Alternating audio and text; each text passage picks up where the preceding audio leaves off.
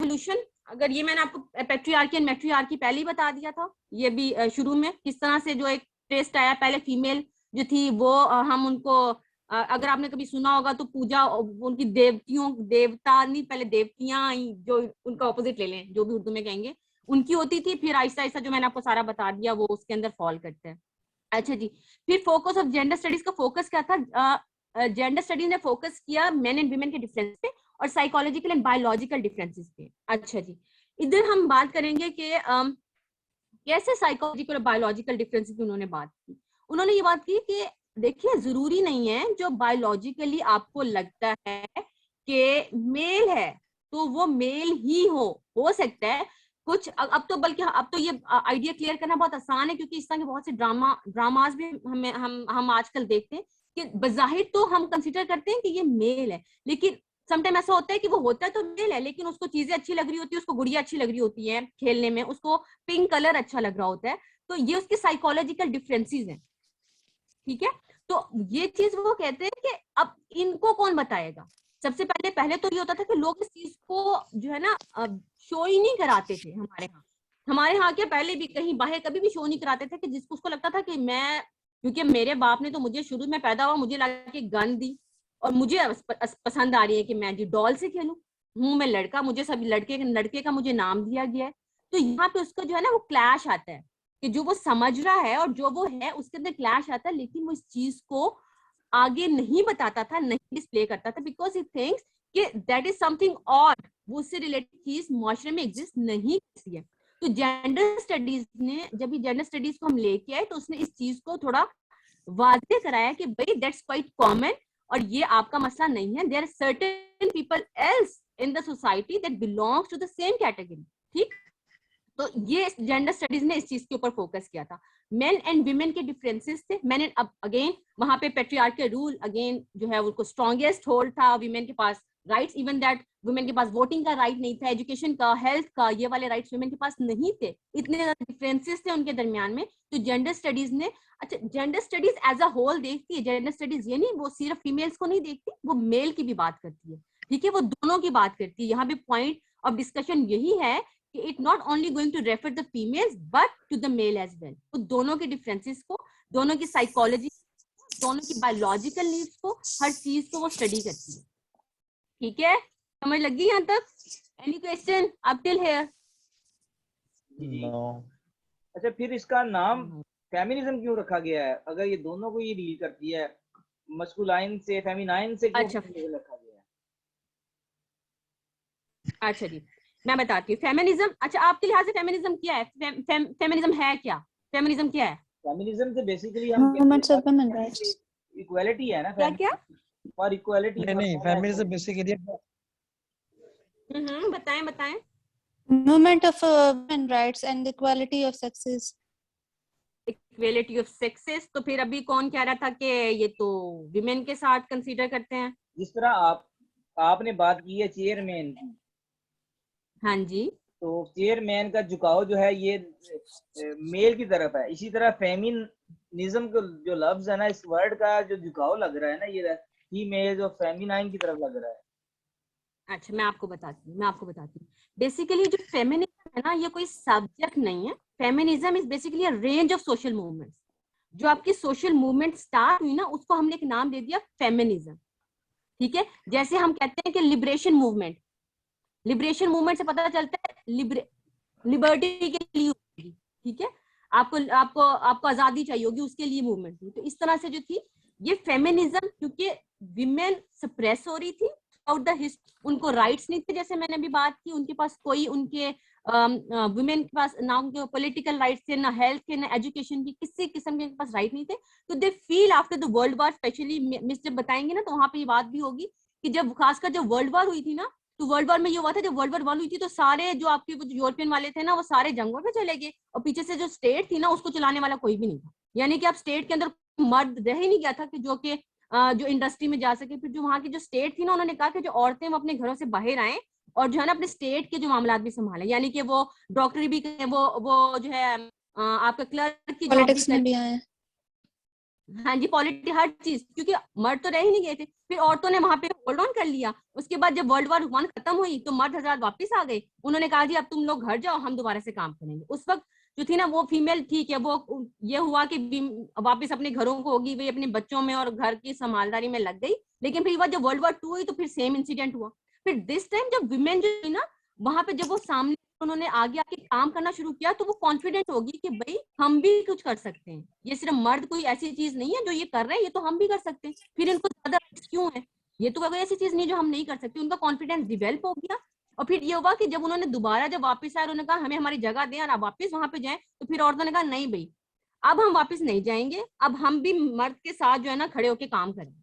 तो यहाँ से जो थी ना एक उनके पास 1920 में था कि उनको सफरेज, उनको वोट का राइट मिल चुका था 1920 में। और 1940s में जो थी ना वर्ल्ड वॉर 1 स्टार्ट हुई थी। तो वर्ल्ड वॉर 1 के बाद जो 19 अब ये जो हम अगर जो वैसे भी फर्स्ट वेव देखते हैं ना वो 1850 से देखते हैं जो स्टार्ट हो गई थी। तो यानी कि उनको वुमेन को ये लगना शुरू हो गया था कि उनको राइट्स चाहिए, और जब तक उनके पास पॉलिटिकल राइट नहीं होगा ना तो उनके पास कोई राइट, कोई वो अपना आप नहीं बनवा सकती जब तक उनको पॉलिटिकल राइट नहीं होगा। तो सबसे पहले जो उनकी मूवमेंट थी ना वो यही थी कि वो उनको लीगल प्लस पॉलिटिकल इक्वालिटी के ऊपर उन्होंने बात वो की थी। मिथ्स हमें बताएंगे फर्स्ट वेव। मैंने ये फर्स्ट वेव में सारा आप लोग पढ़ लेंगे, इसलिए मैं इस पे ज्यादा बात नहीं कर रही हूँ। तो फेमिनिज्म की जो आप बात कर रहे थे, तो फेमिनिज्म हमारे यहाँ मेल हजरात भी फेमिनिज्म को सपोर्ट करते हैं, उसमें फीमेल नहीं है। मेल, आप मेल भी देखेंगे जो फेमिनिज्म को सपोर्ट, फेमिनिज्म तो एक मूवमेंट है, उसमें चाहे लड़के हों चाहे लड़कियां हों, डजंट मैटर। आप उसमें फीमेल के राइट की बात करें कि इनको इनका राइट मिलना चाहिए, इनका हक मिलना चाहिए। तो जो जेंडर स्टडीज है वो एज अ सब्जेक्ट है जो इसको बताता है। अब उसमें हम ज्यादा फॉल औरतों की इसलिए करते हैं, इंक्लिनेशन जेंडर स्टडीज की विमेन की उसकी तरफ और तरफ इसलिए क्योंकि हम उसमें एक आगे भी पढ़ते हैं ये, बल्कि let's move to the next one, women studies की बात। तो यहाँ पे जेंडर के बाद उन्होंने जो था ना ये जो विमेन स्टडीज का सब्जेक्ट लॉन्च होना शुरू हो गया था। सबसे पहले विमेन स्टडीज की बात होना शुरू हो गई थी कि भाई औरतों का भी एक सब्जेक्ट होना चाहिए यहाँ जिसका मेजर फोकस ये हो, feminism, women, politics, gender and history of women suffrage, जो कि आपकी स्टार्ट होती है फर्स्ट वेव में। जो सफरेज यहाँ पे है राइट ऑफ वोट की, सफरेज हम कहते हैं राइट ऑफ वोट को। ये प्लीज आप लोगों ने ध्यान में रखना, इसके आ सकता है, इंपॉर्टेंट टर्म है ये सफर करने से नहीं है, आप बर्दाश्त वो वाला सफर नहीं, सफरेज है राइट ऑफ वोट आपको मिलना। अच्छा, तो इन्होंने कहा कि जी जेंडर वुमेन स्टडीज होनी चाहिए जिसमें हम फेमिनिज्म की बात करेंगे, हम थ्योरीज की बात करेंगे, औरतों की बात करेंगे, औरतों के राइट्स की बात करेंगे। अब फिर ये हुआ कि जी 1934 में मैरी रिटन बेयर्ड थी, इन्होंने जो है 54 पेजेस का सिलेबस भी कंस्ट्रक्ट किया था, ठीक है, कि ये उसका ये नाम है changing political economy as it effects of women. अच्छा सॉरी, ये मैंने आपको बताना था, ये जो मैंने बुक्स के यहाँ नाम लिखे हुए हैं ना, ये दो वाली जो किताबें हैं ये हिस्ट्री एंड एवोल्यूशन से लिंक करती है, इसलिए मैंने इन दो के नीचे नाम लिखा हुआ है। यानी कि rethinking women and gender studies की जहां बात होगी, इसका मतलब इसमें हिस्ट्री और एवोल्यूशन ही आएगा, हिस्ट्री की बात कर रही होगी। जहां पे जूडिथ स्पेक्टर बात कर रहे होगी ये new direction in feminist criticism, इसके अंदर हिस्ट्री और एवोल्यूशन की बात हो रही होगी। इस रेफरेंस से आपको किताबें याद रहेंगी, इसलिए मैंने बुक साथ डाल दी। अच्छा हाँ, आगे हम ये, अच्छा ये हैं जी वो जिन्होंने पहली बार सिलेबस 1934 में दिया 54 पेजेस का, जो कि इम्प्लीमेंट नहीं किया गया था, जो कि नहीं पढ़ाया गया था, लेकिन उन्होंने लिख डाला। अच्छा आगे बात करते हैं डेवलपमेंट की। अब जब सेकंड वेव स्टार्ट हुई थी फेमिनिज्म की, वो मैं नहीं बता रही हूँ, मैं सिर्फ उसका आइडिया ले रही हूँ कि वहां से पॉलिटिकल एक्टिविज्म स्टार्ट हुई थी। यही सेकंड वेव के अंदर बेसिकली जो है ना औरतों ने ज्यादा शोर मचाना शुरू कर दिया था। पहले तो उनको ये था कि हमारे पास राइट्स हों उसके वोट के, उसके बाद उन्होंने कह दी कि नहीं भाई वो तो थोड़ी अब बढ़ के सामने आ गई, हमें तो हर चीजों के राइट चाहिए, हमें तो अब जो है जो हम एक्सट्रीम जो लिबरल की बात करते हैं वो तो ये भी कहना शुरू होगी भाई हमें तो मर्दों की जरूरत ही नहीं है किसी चीज में, हमें मर्द चाहिए ही नहीं, हम औरतें सब कुछ कर सकती हैं और हर तरह से कर सकती हैं, ठीक है, हमें कोई शादी करने की भी जरूरत नहीं है। और ये इतनी इस हद तक लिबरल आइडिया जो था ना वो जन्म लेना शुरू कर दिया था। और फिर इसी चीज ने जो थी ना वो ज्यादा वो चीज पकड़ ली थी कि विमेन स्टडीज इतना उभर के सामने आना शुरू होगी और काफी ज्यादा जो है ना वो इस पे बात होना शुरू हो गई थी वुमेन स्टडीज के ऊपर। अच्छा जी, अब ये देखिए फर्स्ट कोर्स लेट इन 1960s, ये वही ड्यूरेशन है जब सेकंड वेव स्टार्ट हुई थी 19 जी करे कंटिन्यू। अच्छा ठीक है अच्छा जी, तो 1960 से सेकेंड वेव की बात होती है, तो यहाँ से ये ज्यादा इसने अपनी एक वो पकड़ ली थी, just because the women are too much liberal and they were just saying each and everything, और इसमें बहुत ये सेकेंड वेव जब आप पढ़ेंगे ना तो आप उसको लिंक करेंगे ना पीछे से सेकंड वेव के साथ, तो आपको आइडिया क्लियर हो जाएगा। अच्छा, 1980 फर्स्ट मास्टर डिग्री ऑफर्ड होगी थी यूनिवर्सिटी ऑफ कैंट में, और फिर 1970 सैन डियागो में इसका पहला प्रोग्राम था। I am going to share the timeline with you people. मैं ग्रुप में टाइमलाइन बुक में बहुत अच्छी दी हुई थी, तो मैं वही वाली आप लोगों के साथ शेयर कर दूंगी। मैं पिक्चर शेयर कर देती हूँ टाइमलाइन की, ठीक है। तो वहां से आपको अच्छे से आइडिया हो जाएगा और आपको पता भी चल जाएगा कौन से साल में क्या चीज हुई, आप उसको पढ़ लीजिएगा। इसलिए I am not going to waste time in this, because वो जस्ट इवेंट्स हैं। अगर उसमें कोई चीज समझ नहीं लगे, do ask me in the group, मैं वहां पे उसको आंसर कर दूंगी, ठीक। Then post modern approach taken. अब 1970 से मॉडर्न अप्रोच वुमेन ने ले ली थी। अब मॉडर्न अप्रोच क्या ले ली थी? Race, class, ethnicity, religion, maintain power structure. अब उन्होंने कहा कि हम खुद पावर स्ट्रक्चर मेंटेन करेंगे। कौन सा पावर स्ट्रक्चर? सोसाइटी का पावर स्ट्रक्चर। अब वीमेन वो नहीं है जो कि मेल के पीछे चल के काम करेंगी। अब ये एक अथॉरिटी होल्ड करती हैं और इनको अब नहीं मतलब जरूरत किसी चीज की, हर पोस्ट पे खुद बैठ के काम कर सकती हैं। और अब जो है ना, एज अ ब्यूटी आप इनको कंसीडर नहीं कर सकते, as a source of beauty, जो आप इसको वुमेन को ब्यूटीफाई करके दिखाते हैं और उनको कहते हैं कि जी बस ये कोई हूर परी है और इसे आप कोई काम और नहीं ले सकते, इसका काम घर में बैठना है और ये कोई बाहर का काम नहीं कर सकती। She is not strong enough to do the outside chores, ठीक है। तो ये कॉन्सेप्ट उन्होंने किक आउट कर दिया कि भाई अब ऐसा नहीं होगा, हम हर चीज कर सकते हैं, हम मेल से आगे बढ़कर हर चीज कर सकते हैं। अब many of you may think just it's because the subject I'm just going to clear this term to you as well, because जब कौन जैसे हम बायो पढ़ते हैं उसमें कोई शर्म वगैरह इस तरह की नहीं होती, I just want to clear this as well। जो है ना, इसमें ये कॉन्सेप्ट भी इनका आ गया था कि उन्होंने कहा था कि हमें मेल की किसी भी तरह जरूरत नहीं है, हमें शादी करके बच्चे पैदा करने की क्या जरूरत है, क्यों हम बच्चों में पढ़कर जो है अपना फ्यूचर बर्बाद करें, ये हमारा एक ब्राइट फ्यूचर है। अगर जो चीज हमें शादी करके हमें लेनी है वो हम वैसे भी ले सकते हैं। सो हमें जरूरी नहीं है कि हमें एक चीज शादी करके अपने आप को बाउंड और बच्चे पैदा करके हमें अपने आप को वहीं पे इन्वॉल्व करना है।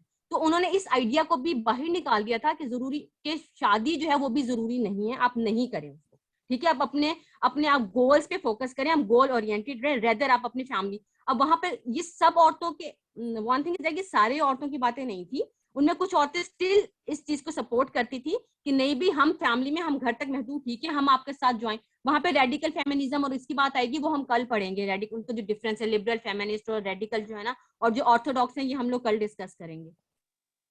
अच्छा जी, फिर ये इमरजेंस और साथ ही साथ जब उन्होंने देखा जी वुमेन स्टडीज की इमरजेंस हो रही है, उन्होंने जी साथ साथ मेन स्टडीज को भी उभारना शुरू कर दिया कि जी मेंस के भी राइट हैं, ये आगे ये कैसे हो सकता है कि आपने इनको किक आउट कर दिया, बाहर कर दिया है, हमारा कोई अथॉरिटी है, तो वो भी बोलना शुरू हो गए थे। तो इसलिए जो है ना, gender studies itself as a subject that holds men and women studies all together, ठीक है, उसमें वो सबमर्ज हैं दोनों की आइडियाज। अब ये जो मैं यहाँ पे 2 बुक्स लिखी हैं, ये किसको, इसकी डेवलपमेंट के बारे में बात करेंगी, औरतों की और इसकी। Women studies in the basic, ये बोनी जी स्मिथ की है। ये किसकी बात करेगी? डेवलपमेंट की, कैसे डेवलप हुई, किस तरह से जो है वो उनकी post modern approach I women की, किस तरह से प्रोग्रेस करती है पीछे से, जब उनके पास कोई राइट नहीं था और जब उनको राइट और वोट मिल गया, और उसके बाद वो किस तरफ चलना शुरू हो गई थी। फिर एक है handbook of studies on men and masculinities, ये डेवलपमेंट ऑफ मेन स्टडीज की बात करती है कि किस तरह से जो है वो मेन सामने आना चाहिए और किस तरह से वो एक ब्रेड विनर्स हैं, तो उनके राइट्स उसी तरह से मिलने चाहिए, ना कि वुमेन के राइट्स को डबल कर कर उनको जो है वो साइड लाइन लगा दें, तो दैट्स नॉट गोना हैपन। तो इस तरह से वो भी सामने आना शुरू हो गए थे। अच्छा जी, ये टाइमलाइन है वही वाली, ये मैं आपके साथ शेयर कर दूंगी, इसमें कोई बताने वाली चीज नहीं है। इसमें ये है कि यूएसए में जो है वुमेन स्टडी स्टार्ट हो इसमें, ये मैं नहीं बोल रही हूँ, it just is going to take time, और ये आप लोग पढ़ भी लेंगे तो आप लोगों को समझ लग जाएगी, ठीक है। ये टाइमलाइन में शेयर करने वाली हूँ। फेमिनिस्ट थॉट, ये अगेन किताबें हैं, फेमिनिस्ट थॉट, ये कुछ बुक्स हैं, उनके आपको नाम याद होने चाहिए। मेजर जो मैंने टॉपिक्स पढ़ाए हैं आज, उनकी जो मेजर किताबें उसके दरमियान में जो आई हैं, जो ज्यादा हाईलाइटेड हैं, ये मैंने उनके ऑथर्स और उनके नाम जो है ना, ये डिफरेंट किताबों में थे, तो मैंने ये कंपाइल इधर कर दी है, मैं आपके साथ ये शेयर कर दूंगी। Let's move to the next one, gender studies multidisciplinary nature. आप लोगों को समझ तो लग रही है ना? अगर नहीं लग जी रही, समझ आ रही है। इतनी खामोशी है, मुझे डर लग रहा है, पता नहीं सो ही ना गए हो कि पता नहीं मैं भूल ही जा रही हूँ। नहीं मैम समझ आ रही है। अच्छा इसमें जो इसके जो बानर बानी आ जाते हैं इसके फाउंडर फेमिनिज्म के, वो देखिए जो वो फेमिनिज्म के है ना, मैंने आपको बताया है, वो तो वो है मूवमेंट्स है ना, वो हम वेव्स में पढ़ेंगे जब हम फेमिनिज्म की बात करेंगे। अभी हम जेंडर स्टडीज की बात कर रहे हैं, हम जेंडर सब्जेक्ट की बात कर रहे हैं, हम मूवमेंट्स की बात नहीं कर रहे हैं, वो तो आगे आएंगे। कि किसने कौन सी मूवमेंट स्टार्ट की, कौन सी वेव स्टार्ट की, वो तो हम आगे पढ़ेंगे ना उसको। तो अच्छा नहीं, इसको इसमें मैंने एक मैं जगह वो मिस मैंने एक वो जगह दूसरी मिस के पास टॉपिक है। जी जी मैंने एक जगह पढ़ा था, जो फेमिनिज्म जो वर्ड है ना, ये चार्ल्स जी, फोरियर ने कॉइन किया था। बिल्कुल किया होगा। मैं इस बारे से बात कर रहा हूँ। इसी तरह इसका फादर किसको कहा जाता है और मदर किसको कहा जाता है फेमिनिज्म का, ये मैं कोई इस तरह की क्वेश्चन कोई। हाँ बिल्कुल आ सकते हैं, लेकिन बात ये सबसे पहले आपके लिए ये टर्म क्लियर होना जरूरी है ना कि फेमिनिज्म इटसेल्फ क्या है। वो तो है ही मूवमेंट्स की बात है, उसमें तो जेंडर स्टडीज इटसेल्फ सब्जेक्ट का कोई रोल नहीं है, लेकिन जेंडर स्टडीज उसको ऑक्यूपाई करते हैं बिकॉज विमेन की राइट्स की बात करते हैं। लेकिन जो फेमिनिज्म है वो खुद एक मूवमेंट, जो काफी सारी मूवमेंट चली ना, जैसे सफरेज मूवमेंट चल गई, इसको हम कहते हैं ये फेमिनिस्ट मूवमेंट है। जब लिबरेटेड, जब आगे से राइट ऑफ विमेन और right of education, right of health की बात आई, तो हम उसको कहते हैं थर्ड वेव या फोर्थ वेव की बात आई, मी टू मूवमेंट चली, हम उसको भी कहते हैं वो फेमिनिस्ट मूवमेंट है। क्योंकि फेमिनिस्ट इट्सेल्फ एक जो है ना वो वास्ट उसको केटर कर रहा है आइडिया को, जिसमें आप विमेन, लेकिन बात है विमेन फेमाइन से है, फेमिनिज्म आप औरत के राइट की, औरत के हकूक और औरत के जो माशरे में उनका जो एक एक एक एक उनकी जो प्लेस है, आप उसको जो है वो आप इस पे जो है ना वो डाल रहे हैं उसके अंदर। तो इसलिए हम इसको, क्योंकि मैंने पहले भी बताया, वही बातें रिपीट हो रही हैं कि क्योंकि सप्रेस एक ये वो थी, वुमेन सप्रेस थी थ्रू आउट द हिस्ट्री, तो उनको बस उठाने के लिए आपने जो है ना ये चीज खड़ी कर दी। और ये जब आपको क्लियर हो जाएंगी ये सारी टर्म्स में, जब हम आगे वेव्स की बात करेंगे, या बात करें ना, ये वेव्स में है सारा कुछ, वो मिस ने तैयार किया हुआ, मैं इसलिए नहीं पढ़ी हूँ उसको। अच्छा जी, हाँ हम बात कर रहे थे मल्टी डिसिप्लिनरी नेचर की। अब सबसे पहले आपको पता होना चाहिए मल्टी डिसिप्लिनरी क्या होता है और इंटर डिसिप्लिनरी क्या होता है। इंटरडिसिप्लिनरी ये है कि all parties combine and propose one solution, यानी कि सारी पार्टीज मिलकर एक सॉल्यूशन जो है ना वो प्रपोज कर दें। और मल्टी डिसिप्लिनरी ये होता है कि different things work in parallel, सारी चीजें अलग-अलग काम करें और एक हल निकाल दें। समझ नहीं लगी ना? नहीं मैम लगी है, बहुत आपने हो अच्छा गया। समझा दिया। चलिए बताएं Okay, क्या समझ okay. लगी, मुझे समझाएं जरा इस डायग्राम का मतलब, किसको लगी है समझ? मैम इस जैसा कि ये जो इंटरडिसिप्लिनरी है, इसके अंदर ना ये जो मैं बताता हूँ एक मिनट, जो डिसिप्लिन है field of political A, discipline field of political politics B, या प्रैक्टिकल लिखा हुआ पता नहीं क्या है। और जो ठीक है। ऊपर वाले जो तीनों मिलकर ना एक न्यू बना रहे हैं प्रॉब्लम एंड सॉल्यूशन जो है, तो मतलब ये तीनों मिलकर कोई न्यू सॉल्यूशन दे रहे हैं, तो इसीलिए ना ये इंटरडिसिप्लिनरी, मतलब ये तीनों सब्जेक्ट के दरमियान है, ठीक है। और दूसरी तरफ जो है ना वो जितने भी मतलब प्रैक्टिस है ना, A B C D E F जो भी है, वो सब अपना अपना पॉइंट ऑफ व्यू दे रहे हैं एक स्पेशल प्रॉब्लम की तरफ। ठीक जी जी है, बिल्कुल ठीक, बिल्कुल ठीक है।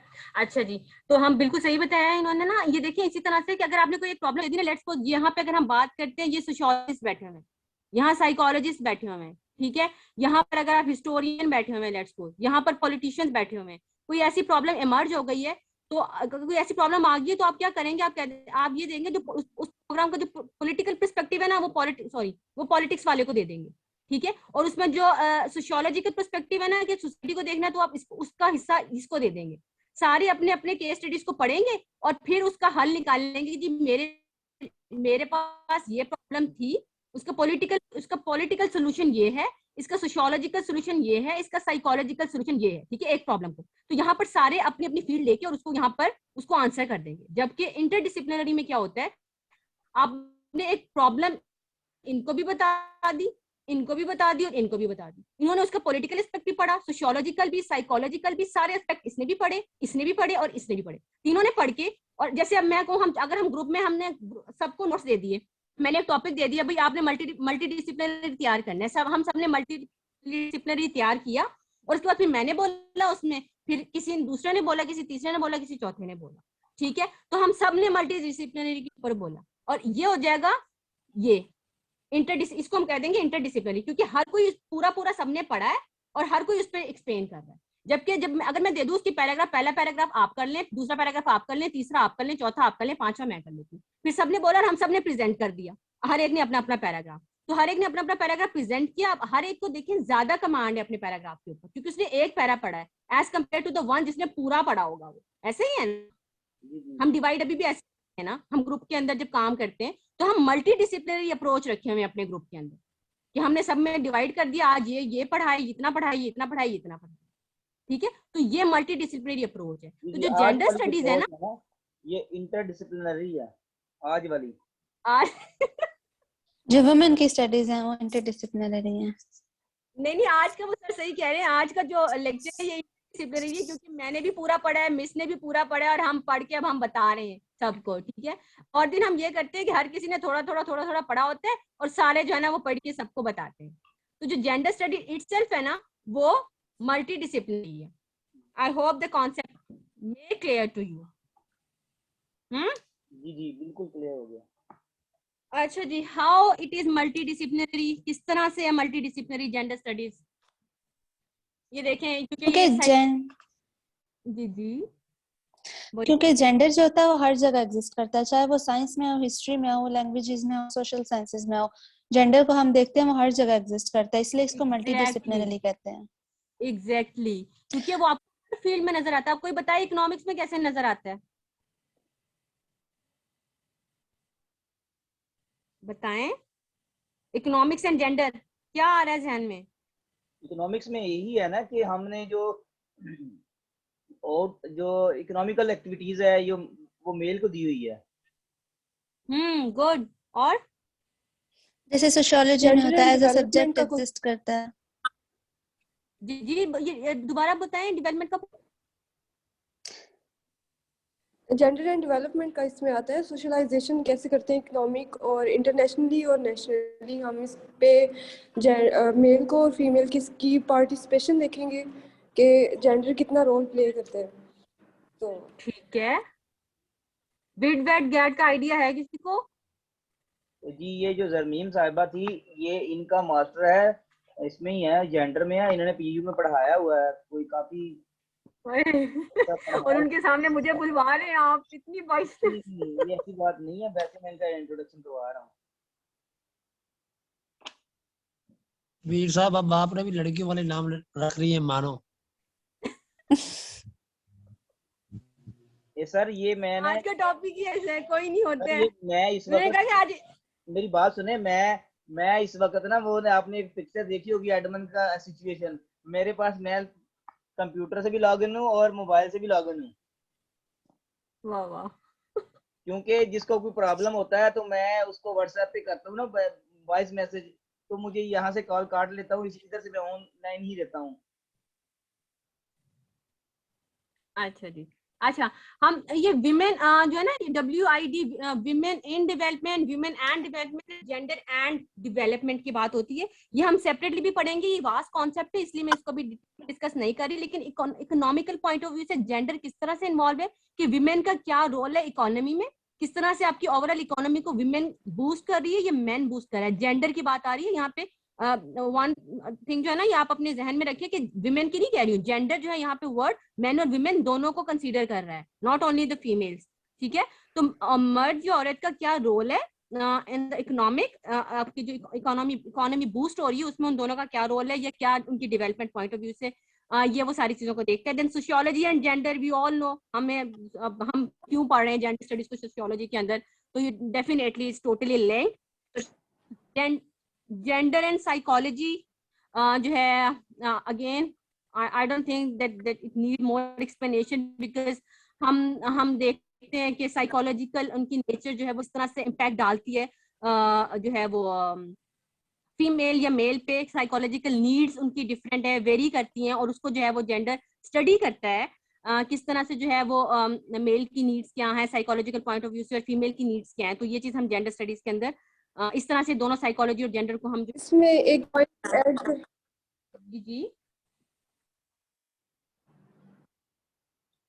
जी मिस, इसमें एक पॉइंट ऐड करना चाहूंगी। सबसे पहले जब हम जेंडर का और साइकोलॉजी का देखते हैं तो शुरू से एक बायोलॉजिकली होता है सेक्स का, फिर हम देखते हैं कि जेंडर कंस्ट्रक्शन जो होती है, हम कंस्ट्रक्ट कर रहे होते हैं जेंडर का रोल, तो साइकोलॉजिकली हम उसे कैसे कहते हैं कि उसका माइंड बनाते हैं, माइंड ऑफ सेट बनाते हैं कि हमने इसको मेल लेना है या फीमेल लेना है।